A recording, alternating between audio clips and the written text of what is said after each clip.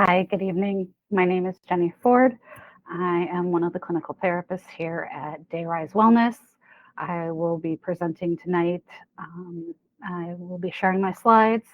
There is, I believe, a chat option if there are any questions, and if there are, things I can answer throughout the presentation, please let me know. All right. So there we go. So Dayrise Wellness. If you've attended one of our webinars before, you'll know that we focus on young adult mental health from 12 until 20s, 30s. We have a specific model. We want to make sure that clients are supported in session, out of session, and that family has support as well. Because we get to see the wonderful kids once a week, but families are a hugely important part of continual, consistent care and treatment. So the webinar tonight is, I'm going to talk about being an ally. It's for parents, caregivers, family, anyone who's supporting or is that support person for LGBTQIA plus kids and teens. So that could be mom and dad, that could be grandma and grandpa, that could be foster parent. It really is a wide range, and you may just have, nieces, nephews, kids in your life who need support. So who am I? I have about 15 years of experience now. I've worked in the mental health field, both in Illinois and Florida. I'm a board certified art therapist, as well as a licensed clinical professional counselor. I've worked in residential eating disorders and mood disorders. I work in a group practice right now. I present on this topic to national organizations. We have a conference every year, Youth Outlook does. I've presented to them, educators, school staff, parents. So anyone in these wonderful kids' life can be an ally. And I want you to know my background, why I'm here, what I want to make sure everybody gets out of this.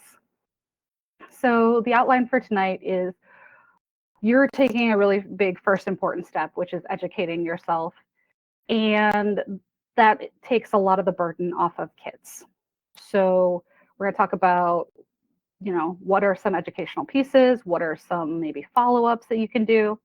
We're going to talk about what is an ally and how to be an ally to kids and teens. We're going to talk a little bit about youth mental health in this demographic, because having an ally, having an adult who's on their side has a huge impact in mental health outcomes in a positive way. And we're going to talk a little bit about some action steps that you can take next that would be helpful in supporting kids and teens. So I usually ask folks to sit with this question for a couple of minutes. I know there's a couple parts to it, but when was the first time that you remember learning somebody was gay or lesbian or bisexual, or sort of that umbrella term of queer? That might have been early on for you. That might have been much later in your life. Maybe what was your first impression? Where did you get most of the influence about your initial impression about the LGBTQ community? Was it spoken about in your family? Did you have friends who were part of this community? Seeing maybe some positive or negative interpretations in television or books, maybe in the news or in a religious organization. How did this color your thinking about LGBTQ folks? When was the first time that you can remember learning that somebody is transgender? That much might have been later in your life. That might have been through the news or the media. Where do you think you got your impression about transgender folks? How do you think your impressions or understanding has changed throughout your life? Because you may have had a friend or a coworker or someone in your life who was an ally to the LGBTQ community maybe change your perspective a little bit. So I encourage folks to sit with these questions to kind of, there's no wrong answers, there's no criticism. It's just like, where did you get the impression about LGBTQ folks? And did it come from an ally? Did it come from a news source that might have been critical? And we are all in the process of change. So how have your impressions changed? And that's okay to know that we all are in the process of learning and change in regards to being an ally. So in the beginning, we're going to go over some terminology and language, because I think it's really important if we speak the same language as the kids that we're supporting. So I'm going to go over a few terms so they may be more comfortable if a kid or one of your students or anyone brings it up in conversation. So as our world becomes more accepting of broader and more diverse identities, you may have questions about how you can better support the LGBTQ plus community, or even what the LGBTQ plus stands for. And that's okay. Questions and not knowing are totally okay. It's great that you are taking time to educate yourself and move forward. So you are allowed to have questions, you're allowed to have concerns, you're allowed to have worries. And this is a great space to get some information or ask a question and go from there. So terms. We're going to start off by separating sex and gender. Those two are separate concepts. So sex is the genetic or physical body characteristics that were observed, usually by a medical professional at time of birth. Usually they're labeled in a binary, male or female.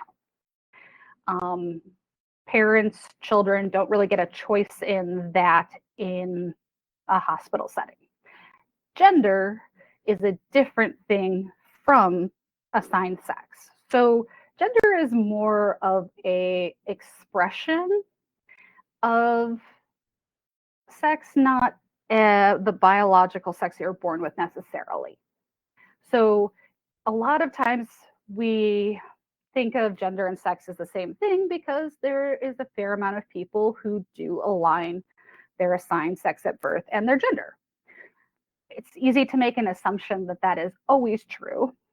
But if we separate the idea that like somebody is assigned a sex and they are expressing their gender, and those two may be different, that can really help give some openness when supporting kids who maybe express their gender differently. So there is also a term, intersex. This is a term for people who are born with anatomy or reproductive organs that don't specifically fit a medical view of male or female. There's nothing wrong with intersex. It is very limitedly talked about in most of our culture. I think there's an estimate between 1% and 3% of populations are intersex. So this is often determined again by the doctor when the child is born. And there's a lot of like shame that comes with this from parents, but there's nothing wrong. It's just a physical characteristic. Nothing needs to be fixed or changed. It is just how someone was born and how their anatomy presents. Some of us present with brown hair, some with blonde hair. Neither is wrong, neither is right. It's just how our genetics are written. We're also going to talk about sexual orientation and bringing romantic and sexual kind of separately. Because we can have romantic, emotional, or sexual attraction to other people. So this might be someone who has romantic attraction to both identified male and identified female people. They might fall under the category of bisexual or pansexual, depending generationally. So both terms are totally great.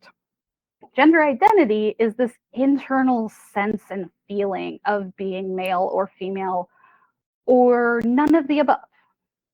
We do have a term non-binary, which is that a person doesn't feel aligned either female or male, but they are a wonderful human individual.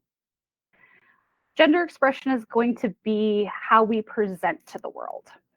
So that could be, an expression of gender might be wearing a skirt or putting on makeup. It is not exclusive to one gender or another. Everybody gets to express and perform gender in the ways that feel the most comfortable for them. This can also include typically boy things or typically girl things like pink or race cars.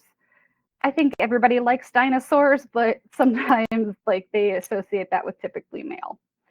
But we want to be able to allow for a wide range of gender expression because none of it is incorrect. If this little boy loves to wear princess dresses, that's amazing. And if this little girl likes to, play in the mud, that's amazing. And if this wonderful little non-binary human just wants to draw and do puzzles, that's great too.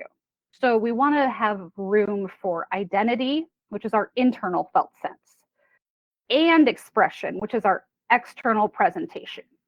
Sometimes those two do not align.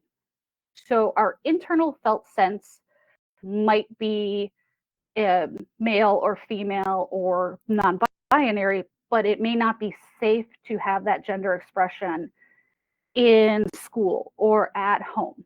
So at times, a child's gender identity and their gender expression are going to look differently visually. One of the things that I'm going to go over in this is we are non-pathologizing and non-assuming. Really, it is going to be how do we gently ask the questions of like, hey, how do you feel inside? Do you feel this way or this way? Do you want to express that externally? It's okay if you don't or don't feel safe yet, but knowing that those two can be very different for people. I know I'm throwing a lot of language, but the one thing that I will hope that you get from this is that there is a difference between assigned sex and gender, and that gender identity and gender expression can be very different. Sometimes people ask what the Q is. That's a question that I've gotten. And sometimes people use the word queer, sometimes use the word questioning, where there is not a label yet, and there doesn't ever have to be, but sometimes people are unsure about their sexual orientation or gender identity. Being an ally is giving somebody room to go, I'm not sure yet, especially with kids and teens, and affirming that they don't have to be sure yet. It is okay to continue to question and find out what feels good and what is safe and what is comfortable for them. So I bring this in because I don't want you to feel like, okay, there's all these terms and we have to fit one of these. There may be a time, especially for kids and teens, where there isn't a label and we kind of go, hey, you're experimenting, you're questioning, you're trying to figure out how you feel. And having some space to do that, especially with a supportive ally, is so lovely because then they don't feel like they have to know everything about themselves at 16. So how would we define an ally? An individual, maybe even an organization that openly supports. And that's a big piece. Openly supports. Because the openness and the external support is a really big piece of this, because we can say internally, oh yes, like it's fine, but we're not going to say anything outside of the house. And that doesn't feel like an ally. That feels like they're not allowed to say anything to other people. An ally would go, hey, how do you want us to support you outside of the house? It affirms that LGBTQ folks have the exact same rights and dignity as everybody else, and we're working towards that. So a little bit more about like sex assigned at birth and like how you would talk to a teenager or a kid or even a pediatrician about this. So sex assigned at birth is the classification into 3 boxes of chromosomes, hormones, and physical anatomy. That would be primary and secondary. So chest development or hair development, facial hair, things like that. They're going to make as best an educated guess as they can. And sometimes it's not the correct answer. And our kids will tell us that later on. So oftentimes it usually is a doctor who makes that determination. Occasionally parents can have a say in how their children are classified on the birth certificate. So for some people, the sex that they were assigned at birth just does not match who they know they are. And that is fair and true and valid. The thing that comes is that we expect the outward presentation to always match the inward feeling. And that's where some people have a hard time separating. Is like the internal feeling is that they may be a girl, and the outward assigned sex at birth might have been male. So, how do we say this with gentleness and care and support? So, we could just say, like, hey, I was assigned female at birth, my child was assigned male at birth. Biologically, it gets real sticky there. So we're just going to go with assignment because this was the assignment that was given to the kiddo when they were born. It doesn't mean that they were born a girl. It's just what box they were assigned at that time. They may know themselves internally and know that they're a boy and they got put in the wrong box. There's no such thing as real, or how do folks usually term it, like past, or what was your real gender. You get to determine that from your individual feelings. So since we've talked a little bit about gender, let's talk a little bit about sexual orientation. Kind of a touchy topic with kids, but a lot of times kids start feeling romantic attraction towards other children in that junior high, early high school era. So I think it's beneficial to know some of the terms in case they come up when your kid or teen is talking to you, so that you don't have to always ask them to explain, that you kind of have this basis of understanding of going, okay, I know what that term means. How is that impacting that kid's life? So, lesbian or gay, individuals who are either romantically, emotionally, or sexually attracted to people of the same gender. That has been fairly consistent used terminology for quite a while.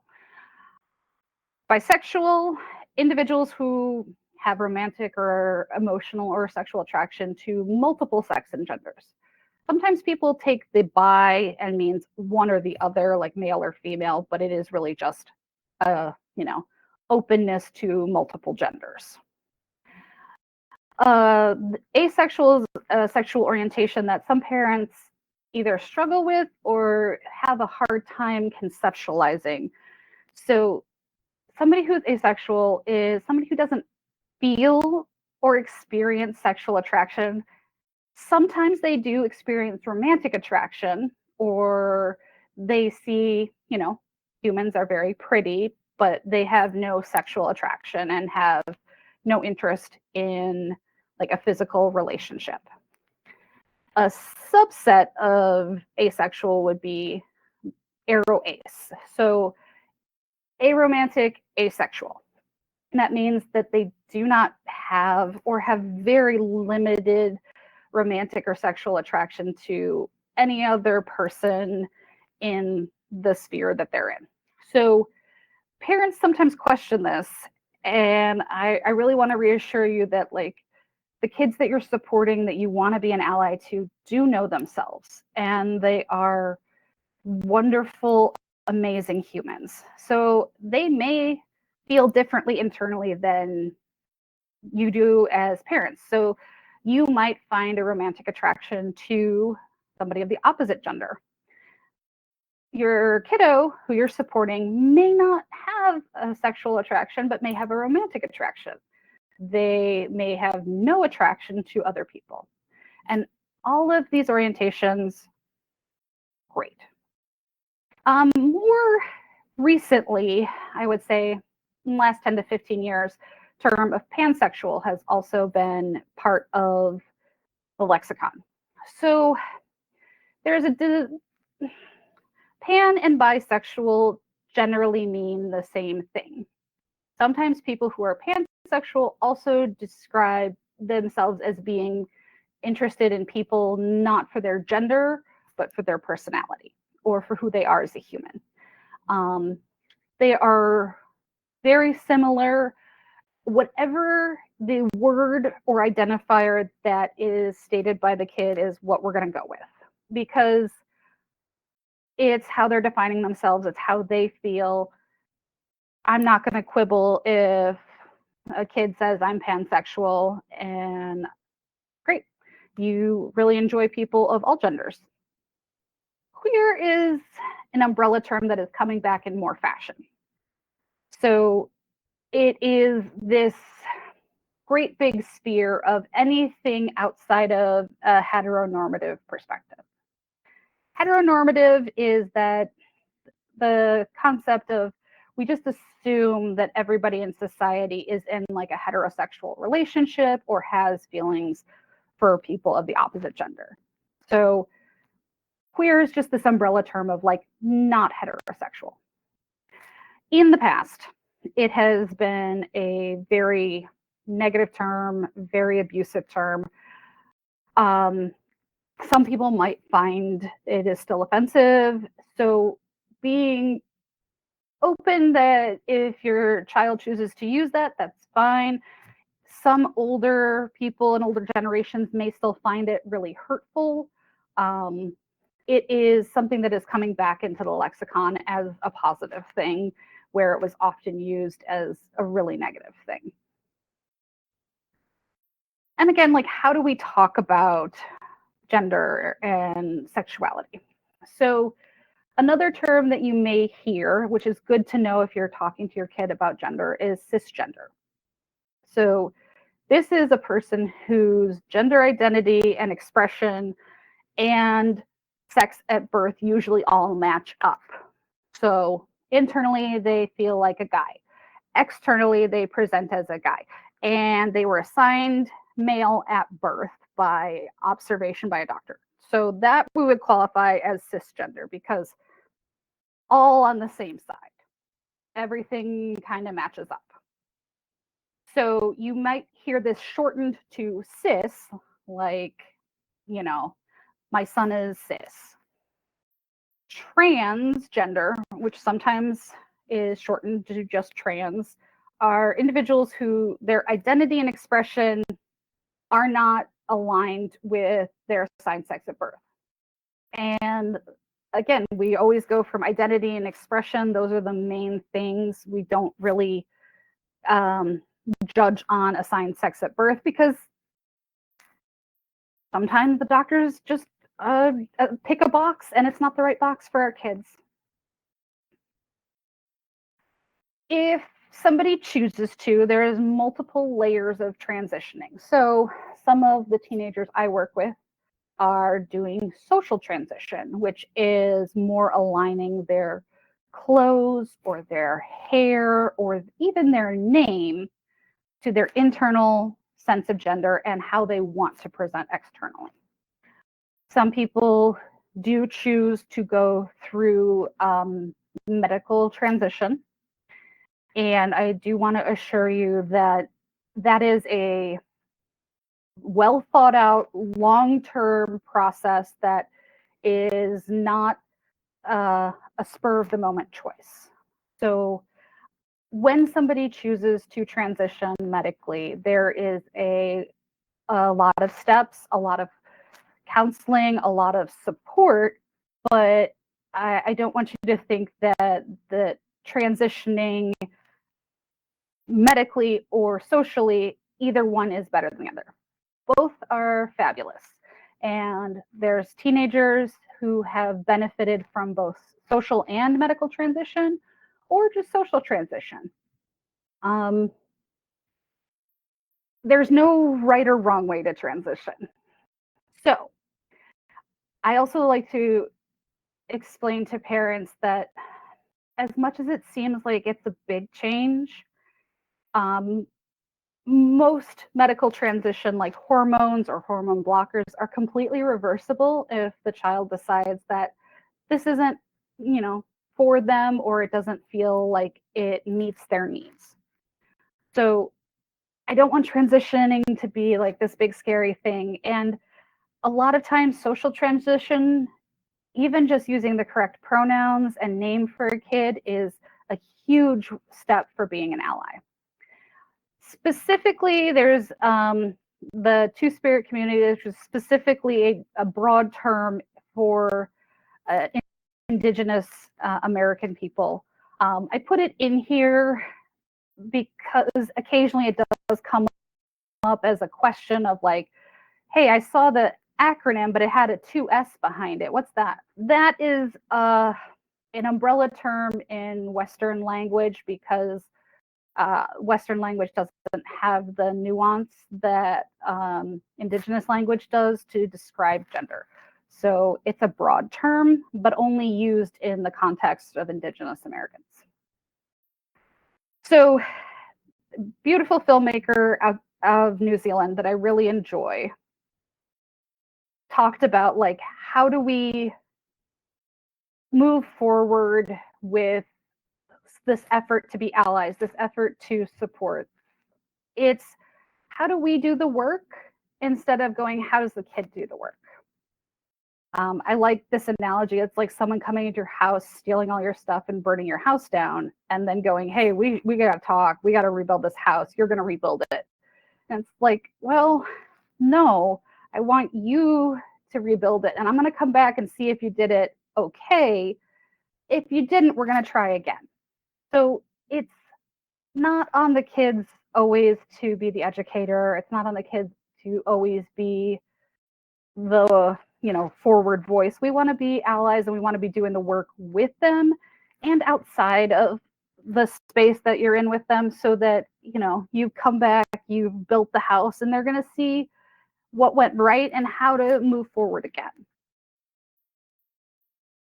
Labels are sometimes important, and identity is a big part of teenage development.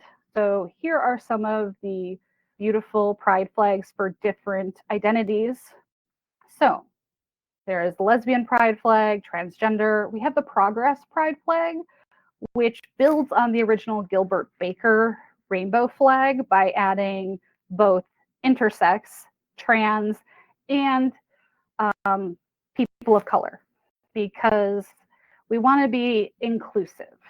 So we're going to talk a little bit about non-binary in a little bit, but this is the middle one, is the non-binary pride flag.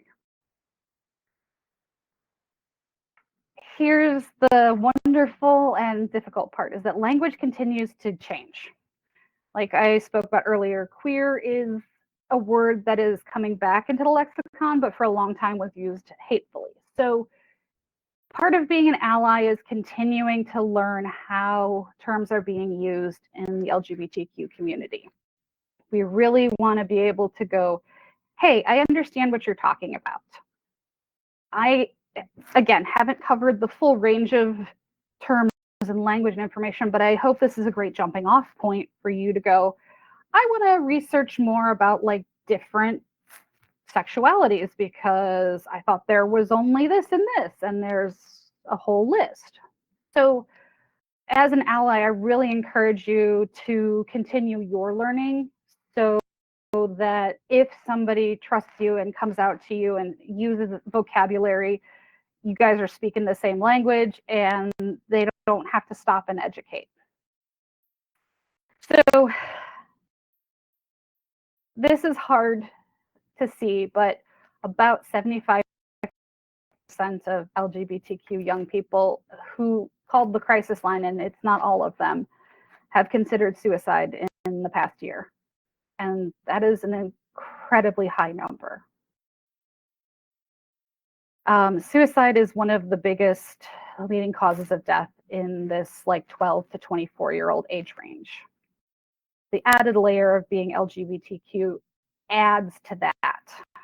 So it is a huge impact in this community, and something that I really want to just stop for a second and go, this is what's happening. These kids feel alone and unsupported and often feel like they don't want to be alive. The one thing that really shows me that there is support and hope for these kids is that if they have one accepting adult in their life, that could be a teacher, that could be their therapist, that could be an aunt or an uncle, they report lower rates of suicide. It goes down by almost 50%, which that's a huge decrease for just having one adult in their life who is accepting. And that is something that I know if you're watching this, you are working towards, that you're already doing, but knowing that that's such a big change for just one adult being there for them. So I really want you to know, like, this is so important, and being an ally saves kids' lives. So the Trevor Project, it does a lot of research. When they asked, kids in this age range, 12 to 26, who are trans or non-binary or, gender non-conforming, this is what they wanted from adults: trusting that I know who I am. So if I say this is my gender and these are my pronouns and this is my name, trust that I know what I am doing and trust that I know who I am. The second one is the big one for allies, is standing up for me. That could be with other parents, that could be with family members, that could be at the school, but like hugely important as an ally is like standing up for the kids. Number 3 is not supporting politicians who are anti-LGBTQ. Respecting pronouns and showing support for how they express themselves. That could be going like, hey, let's go thrifting so we can find some clothes that you feel good in for the next school year. This is a little bit out of date because this is from 2024, so last year, but there are at least 550 at this point anti-LGBTQ bills being proposed in the United States of America. So the darkest ones have 16 plus anti-LGBTQ bills being proposed. Even in places where there isn't a lot of data, like Texas, they don't have a lot of data from there. There are still bills being proposed that are anti-LGBTQ. Teens and kids are so smart. They have such a grasp of media. They know what's going on, and they can see these things and are scared. So having that one person, even if it's just one person who's an ally to them, makes a huge difference, because if all they saw was this and nobody who was supportive, affirming, or on their side, it's pretty disheartening. I'll talk a little bit about intersectionality, because I think it's important to honor, like, we have a lot of different aspects about us, not just like a sexual orientation or a gender expression. There's so many different layers to humans. So intersectionality is based on the work of civil rights activist Dr. Crenshaw and the River Combine Collective of Native women, or Indigenous. So these are all parts of who we are, and they all intersect in different ways. So like appearance and sexual orientation probably intersect a lot. mental health and ability, gender expression, and language are going to interact. So we have these interactions and intersections of pieces of who we are. If you could reflect for a moment on some of these categories: race, ethnicity, gender identity, class, language, religion, ability, sexuality, mental health, age, education, body size, and 100 other pieces of who we are. All of them are going to have some interactions and intersections. So, say if I was talking about myself intersectionality wise, my ethnicity is Eastern European. I am Caucasian presenting. I have a non-binary gender identity. I grew up in middle class Midwest America. I primarily have English as a language. So many pieces to who we are that have information to other places. So I encourage you to kind of reflect on, like, where do you see intersections in parts of your identity? Maybe it's, the language that you grew up with, and who speaks that in your house. Sometimes people grew up with one language and speak another at this point.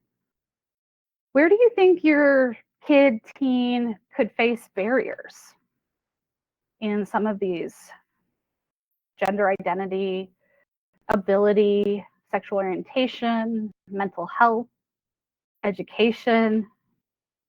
These are all interconnected. So education may be impacted by gender identity because there may not be a safe place at the school for a child to express their gender identity. And that may make them less likely or less interested in being at school. So there is a lot of interplay between our different pieces of identity. Do you feel like there would be a fear of sharing a part of your identity with others? And if the answer for you is no, I would never feel fear about sharing any part of my identity with others, if for a second you could take a step into the shoes where you did know what that feels like, of fearing about telling somebody about, like, who you date or your gender identity in case that they're not affirming. How would it feel to put these pieces lower because of a fear, not being able to be authentic and share who you are? That is what a lot of these kids are going through. So having somebody who affirms, like, your gender identity, your sexuality, your moving through the world is really important. One of the topics that comes up a lot in, like, youth mental health is minority stress. Because there is still discrimination, bullying, and difficulty in high school and junior high for LGBTQ youth. LGBTQ youth who experience victimization, physical threatening harm, discrimination, or pressure to not express their identity have, again, this huge jump in rate of suicide. And it comes down so quickly when there's somebody in their life who is an ally and who is supportive. So what are we talking about here? There's a lot of words that go with this: ally, collaborator, advocate, confidant, accomplice. I think all of these apply to supporting kids and teens, because sometimes you're going to be their collaborator. You're going to offer and share to problem solve the situation. Sometimes you're going to be their advocate. You're going to show up and you're going to advocate for their needs and their rights. Sometimes you're going to be their confidant. They may not be able to be fully out with, say, family or school or sport. So you may be their confidant so they know someone's there with them, even if they have to not show up authentically. And sometimes I even use the word accomplice because I want kids to know that we are here, supportive, and we're going to go for it, even if it's hard. So it is the action of working to end oppressive practices for a group who is not your own. So say you might be a parent in a, opposite gender relationship, but you have a kiddo you work with, or a niece or nephew, or anybody who's in that young person category who's LGBTQ. Being an ally is working to have them have less oppression in their lives, even though it is not personally your group. So we talk about sexism, genderism, heterosexism, like the assumption that everybody is the same. We want to make sure that if we have a voice that may be listened to, where maybe I'm older than the teenagers I counsel, sometimes the school might listen to an adult versus a teenager. So I'm going to use that position to advocate. So if you have the ability to have this voice, allyship is showing up and attempting to do what we can to lessen oppression. So how do we do that? Big question. First step, you're already doing it, doing fabulously by watching this. Learning about history and experiences, because LGBTQ history is not taught in any curriculum in a meaningful way.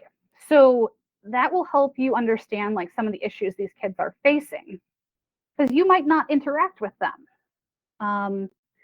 An example that comes to mind is you might not have a hard time finding a restroom at a shopping center.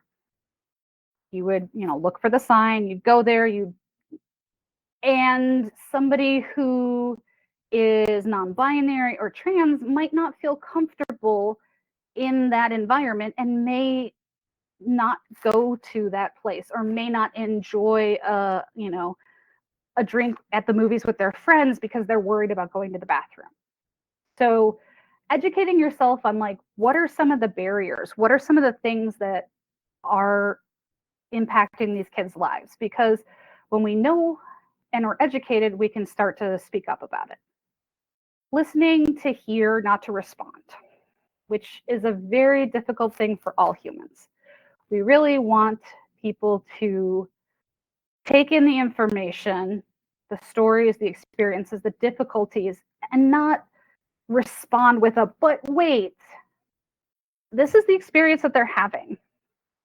And the more diverse voices that we hear, the more we understand. The big one at the bottom is don't assume. So humans have great pattern recognition. We go, okay, someone has long hair, that usually puts them in a female box, because our brains do this automatically.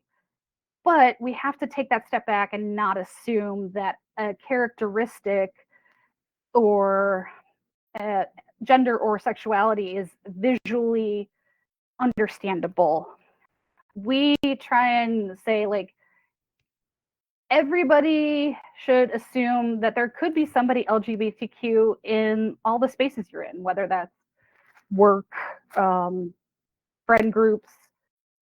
It may not be something that has come out yet about a friend or a coworker, but assuming that there are people in the spaces you're in,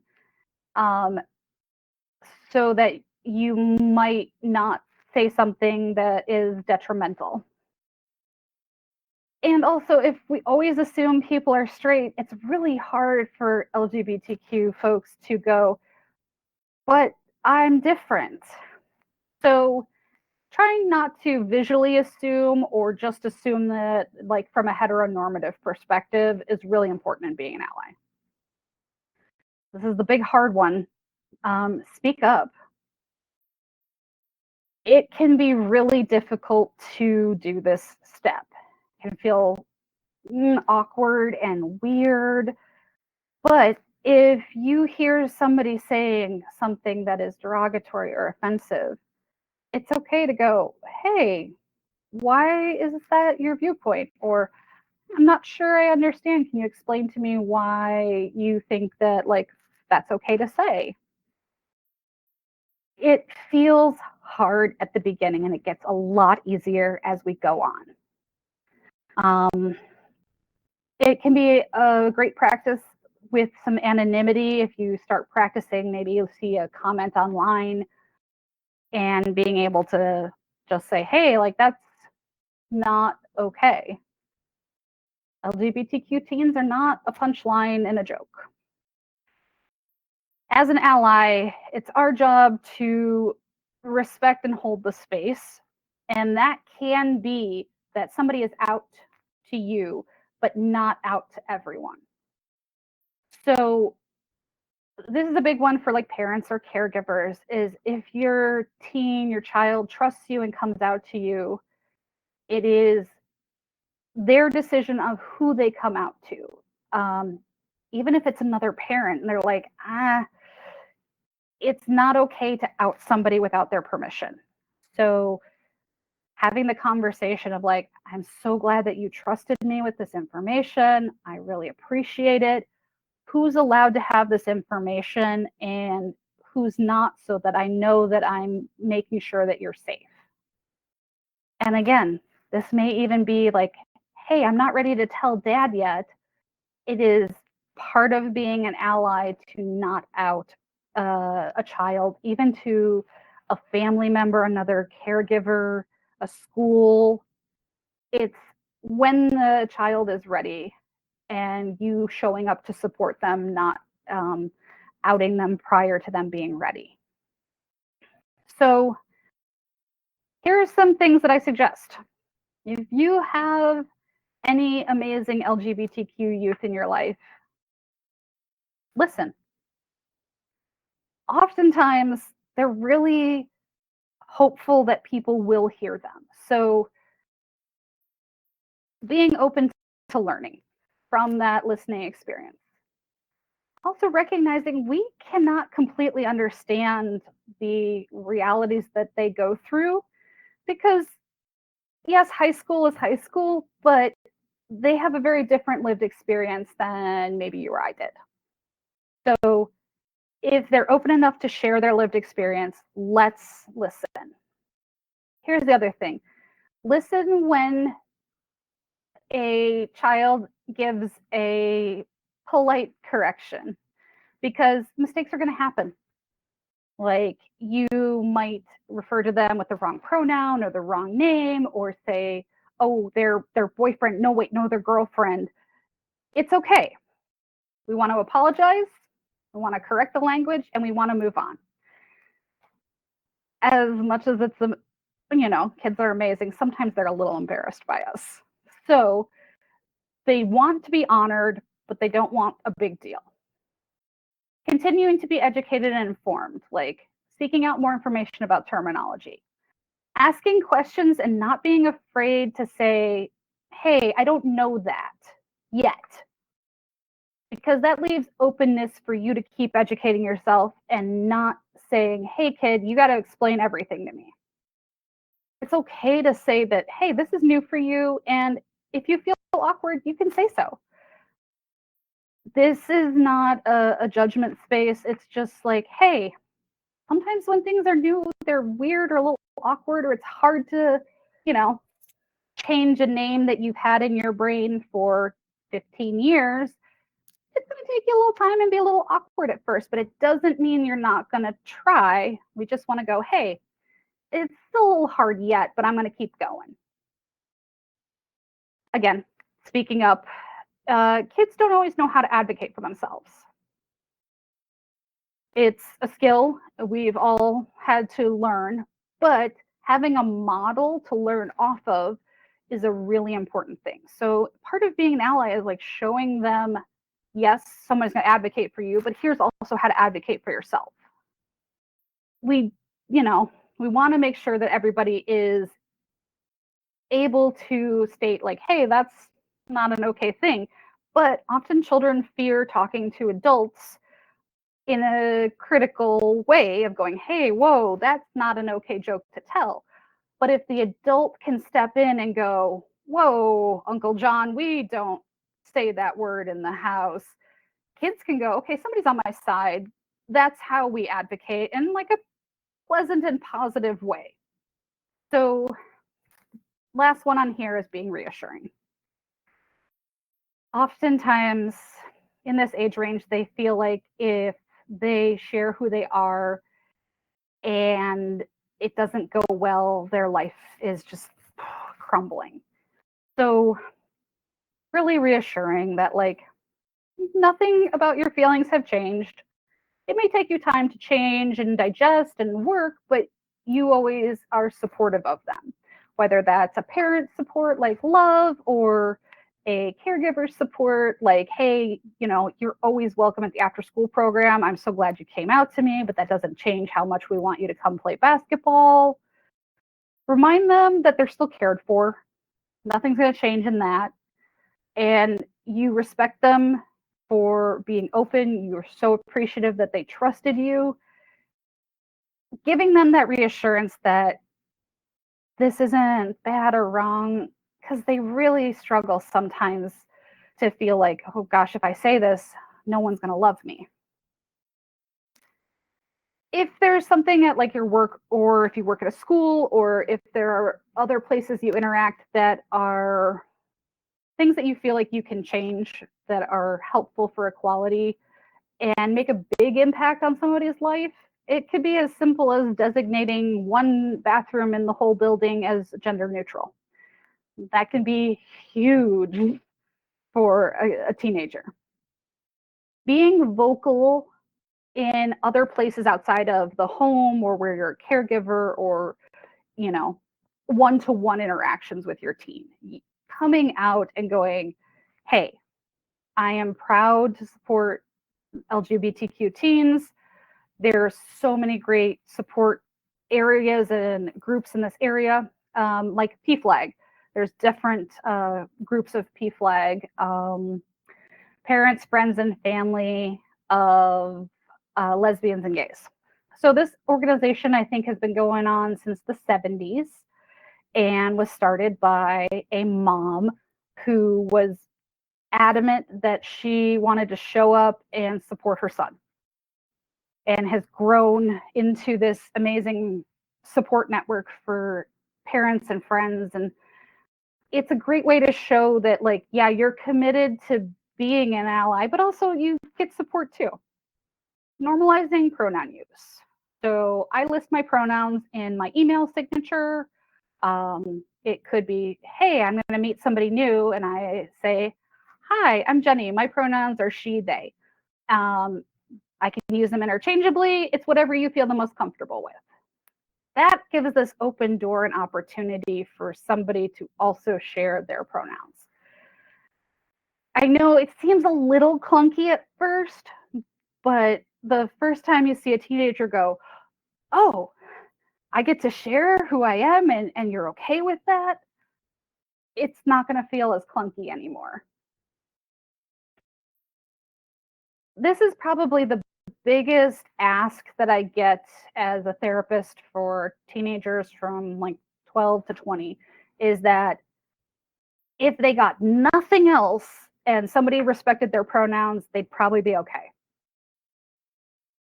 That is what they are looking for. And yes, sometimes I know it feels like a big ask to change your language of how you thought about or talked about or interacted with this child.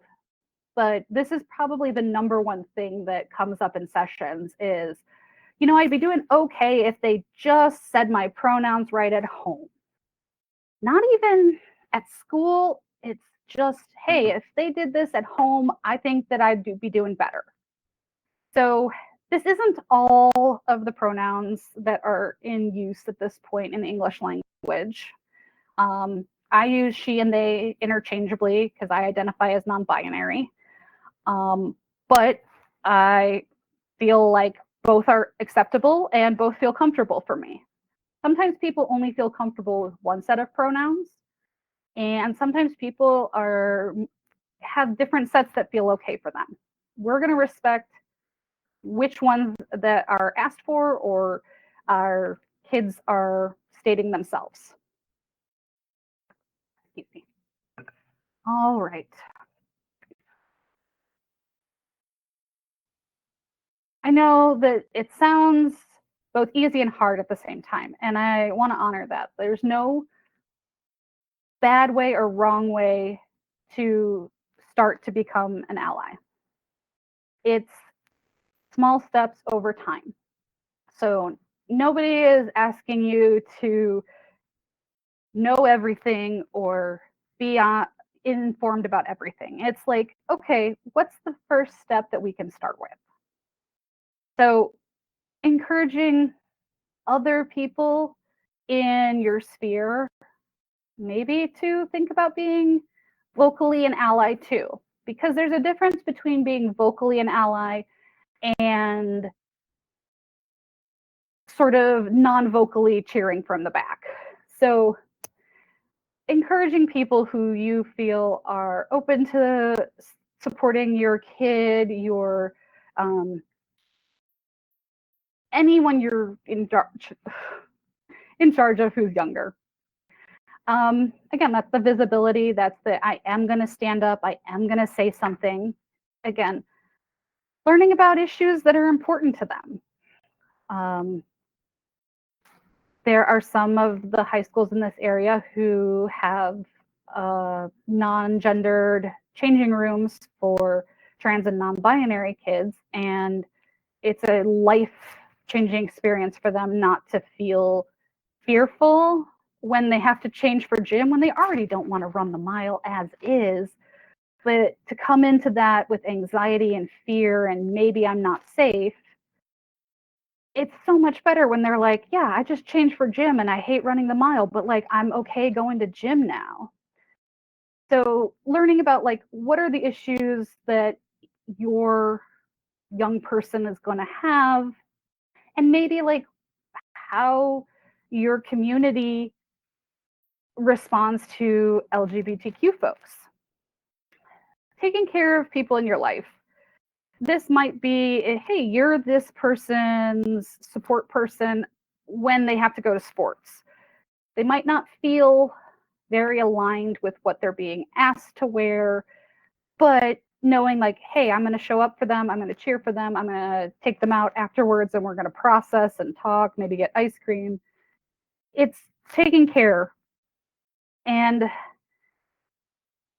if your kid is like, here's how I would like you to be an ally for me, I think that's a great starting path. Letting them set some of the direction. You can go, here are some things I can do. What would you like, and how would you feel if this is something I did to support you? So this is the other big question that I get from parents is like, what if I get it wrong? It's okay. You do not have to be perfect. None of us are perfect. We are humans. We are going to make mistakes. That's okay. So some things you can do as outside support when you're away from your kiddo is practice with other adults. So getting comfortable using the pronouns, the gender, or hey, this is the term for their sexuality.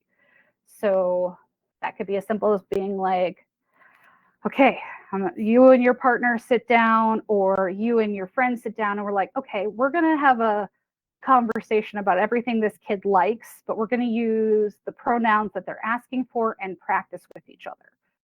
Because the more often that internally we practice and we verbalize, the more natural it is around the kid. So outside of your interactions with them, it's okay to have a, conversation in your head or a conversation with another adult to try and practice and feel okay if you mess up. One thing that I have done in groups is I will use less gendered language. So if I'm running an art group, because I'm an art therapist, I will say hello artists instead of like ladies and gentlemen, boys and girls.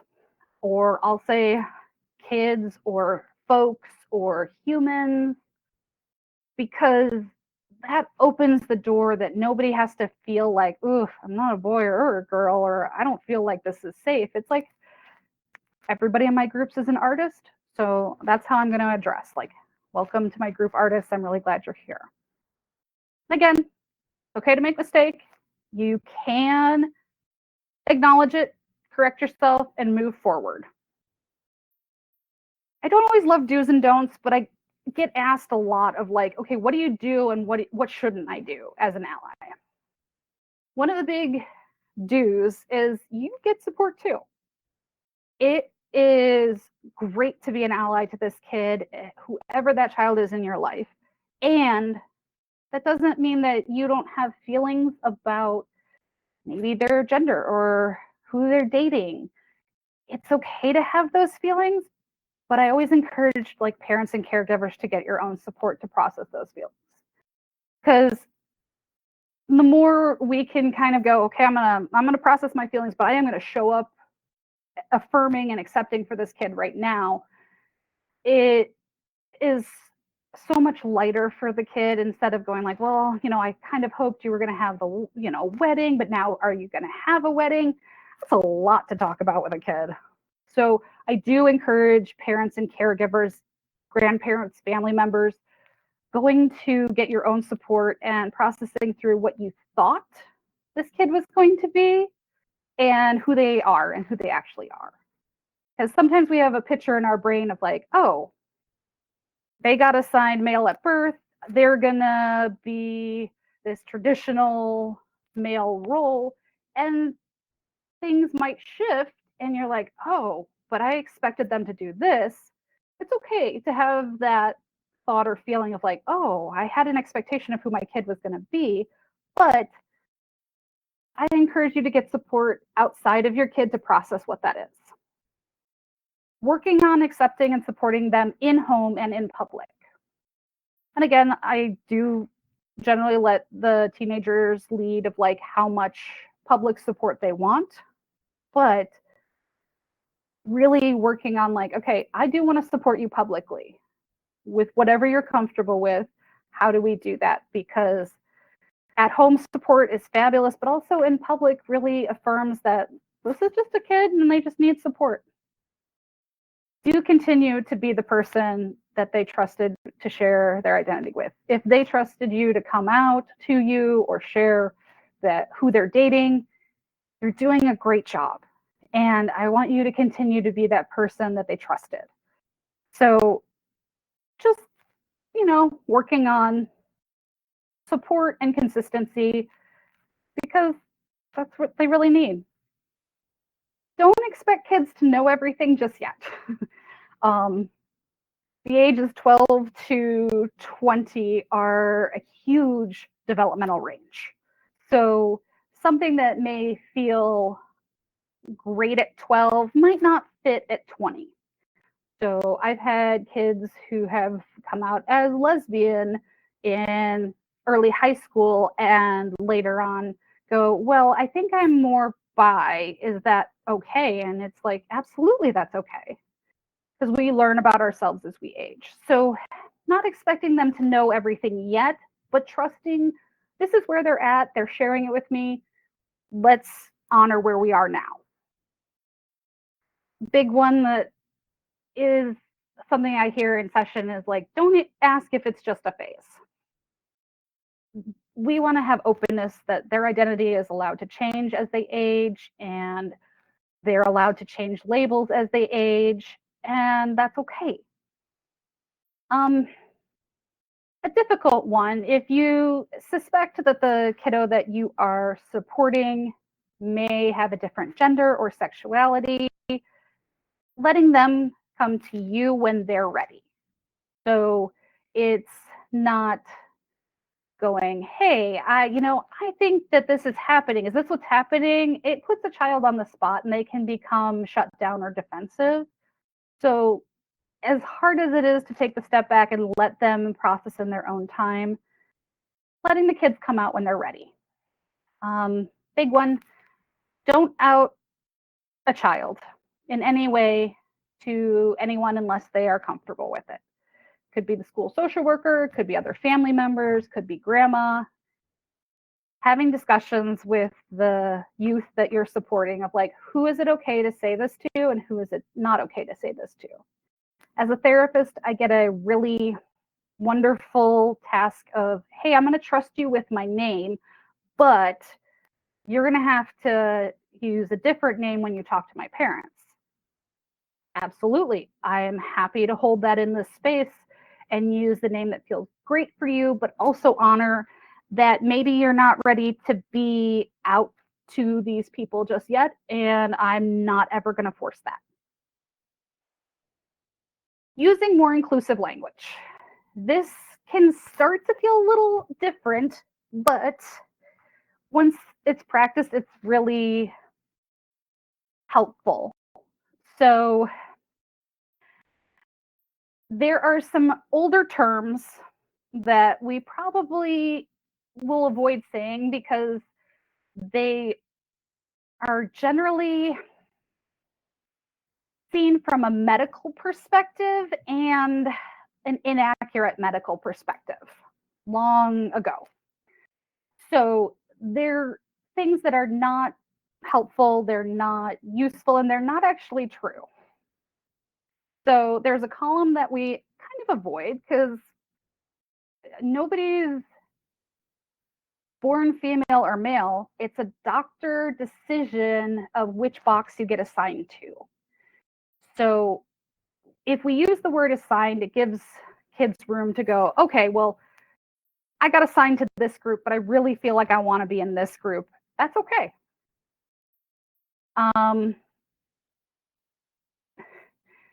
Not using person-centered language. So saying like, oh, this is somebody who's a transgender person. Because we want to use person-centered language. Like, this is just a person just like the rest of us. Somebody who's gay or transgender are going through the same high school woes that a lot of kids are going through of homework. And we want to still honor that, like, they're just kids. Sorry, I had to cut this up in two. All genders is something I'm still working on because a lot of the English language is very gendered, and we're taught a very specific way to use English language that is gendered. And we're trying to move away from that. So again, like I say folks or artists or, you know, teenagers, that's a broad group that doesn't divide people by gender.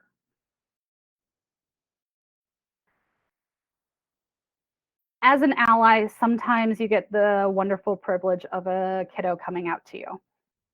And this means that they trust you, they feel like that you might accept them, and it is a little bit of a step into the unknown for them, and it can be really hard. So things that are really helpful are going like, okay, if somebody comes out to you, how do you be affirming and supportive without going in a different direction that the kid may be comfortable with? So again, like sometimes kids are out everywhere. Sometimes it's only in specific spaces. So honoring that. And we really want to, again, reaffirm and share that nothing has changed in how we love them or support them. So again, do's and don'ts. Big one, say, I always knew, because this is such a life-changing moment for these kids. And they've stressed about it and they've thought about it and they thought, how am I going to do this? Where am I going to do this? What are they going to say to me? We really want to honor that this was a big thing that they did. They are still the same kid from before. They might like Legos and video games and horseback riding. None of that has changed. So they are still that same wonderful kid. And kind of affirming that that hasn't changed. Like, hey, I'm really glad you gave me this new piece of information. These are things that like I still really appreciate, and we're just going to integrate that new piece of information.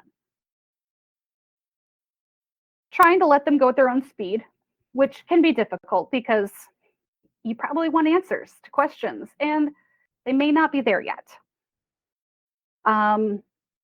See who's on the list, who can know what, remembering that this is just one aspect of them. They may be in AP classes and that's their real stressor right now, not coming out.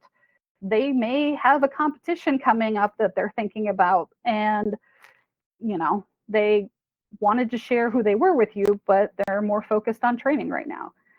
It's just one dimension of who they are. And we just want to be curious and thank them for sharing. And if there's more that they want to share, we're totally here for that. The last piece I want to talk about is the importance of media and art for youth. It is so important to see ourselves in media and seeking out media that shows all different genders and all different types of relationships. It's harder because there's less representation of gay, lesbian, and trans characters on TV shows, especially aimed at the 12 to 16-year-old age bracket. So finding places and spaces where they can see themselves in movies and see that, they're just relationships like anything else, or they're just, genders like anything else.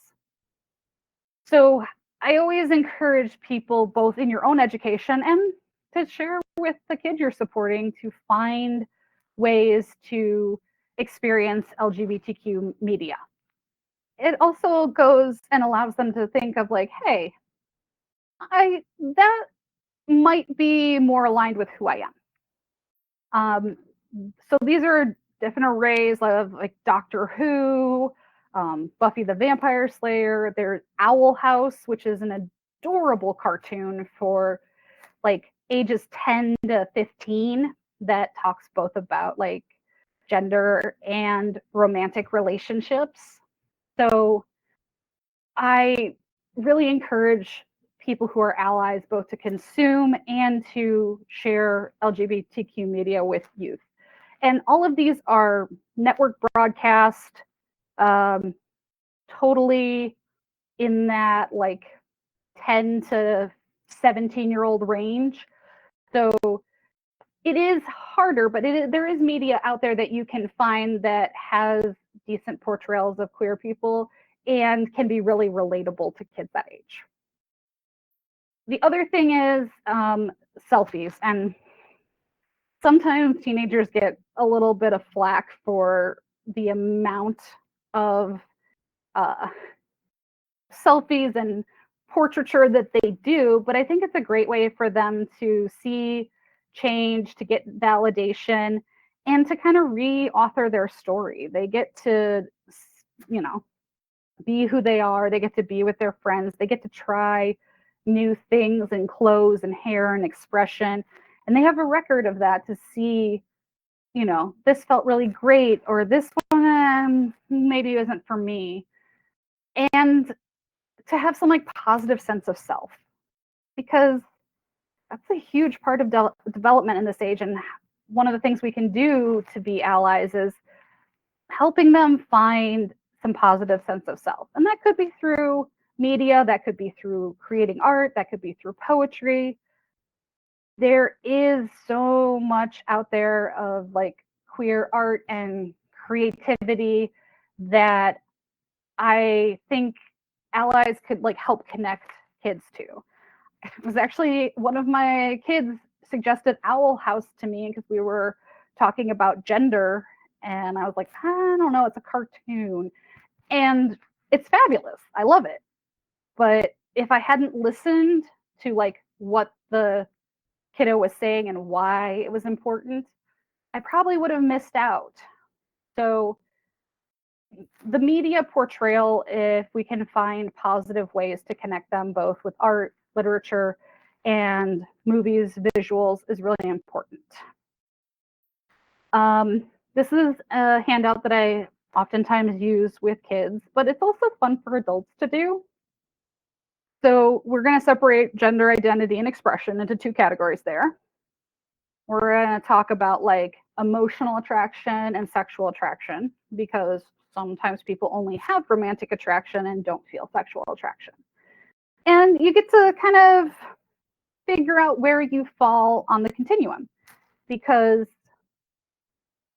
so your gender identity and expression might not be totally in alignment, but that may feel the safest right now. And that happens to a lot of our teenagers. So I, encourage adults to kind of take a look and go, hey, where would I put myself on expression, or where would I put myself on emotional attraction? Oftentimes we figure out the world is a lot less binary than we thought, and can be a little difficult at first, but part of being an ally is having a moment or two of discomfort, because that is a really relatable experience to these kids, is like having discomfort and not being sure that somebody is going to accept them. I have included some references here. I'm gonna end that here. Biggest thing that I hope that you take away out of being an ally is it's not huge actions, it's showing up. It's, okay, we're gonna practice using your pronouns at home.